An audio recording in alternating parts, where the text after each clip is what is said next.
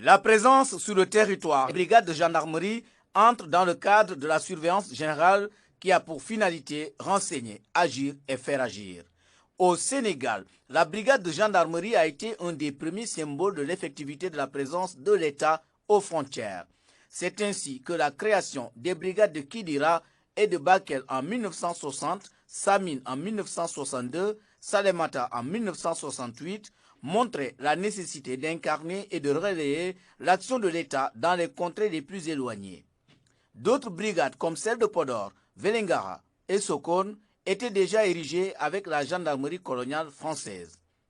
Aujourd'hui, la brigade territoriale renforcée expérimentée en Légion de gendarmerie Est traduit une stratégie qui consiste à doter les brigades frontalières de capacités permettant un niveau optimal de sécurité des espaces frontaliers. En effet, le maillage sécuritaire de la gendarmerie garantit une présence permanente. La connaissance des gens et du milieu à travers les patrouilles à la résidence, les visites de secteur et les autres interactions avec les populations permettent aux gendarmes de rester ce soldat de la loi, ce militaire citoyen, intégré dans la communauté pour mieux la protéger. Les capacités spécialisées et déconcentrées que constituent les pelotons spéciaux d'intervention de la gendarmerie, les escadrons de surveillance et d'intervention ESI et le groupe rapide d'action de surveillance et d'intervention GARCI permettent d'intervenir efficacement au maintien de l'ordre et pour lutter contre le terrorisme et la criminalité organisée. Les ESI installés le long des frontières de Linguère à Kounkané et le GARCI à Kidira sont de nouveaux concepts d'unité dédiés aux espaces frontaliers et à la coopération régionale.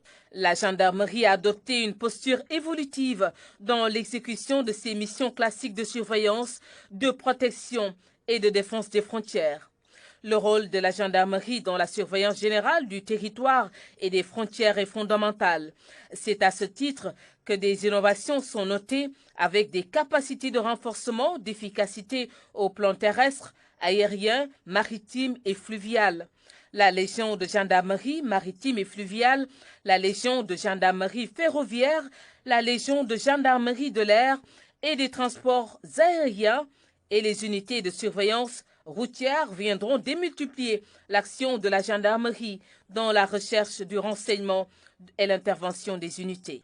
Il s'agit de renforcer la présence sur tout le spectre de la menace en restant fidèle aux valeurs de la gendarmerie, comme le témoigne cette phrase de Napoléon Bonaparte datant de 1806. La gendarmerie, c'est une organisation à part. C'est la manière la plus efficace de maintenir la tranquillité d'un pays. C'est une surveillance moitié civile, moitié militaire, répandue sur toute la surface qui donne les rapports les plus précis. Élément fédérateur de l'interopérabilité des forces de défense et de sécurité, la gendarmerie, au sein des forces armées, veille en permanence à l'amélioration du potentiel de défense de ces unités mobiles aux frontières pour leur permettre de faire face à toute menace de type militaire à leur pointure. La gendarmerie nationale développe des stratégies en adéquation avec des objectifs fixés dans les politiques publiques de développement communautaire, notamment le PUDC et le PUMAN. Des modes d'action basés sur l'adhésion des communautés, une disponibilité permanente garantie par le statut militaire, son personnel et une collaboration avec tous les services de l'État sont essentiels à la protection des frontières.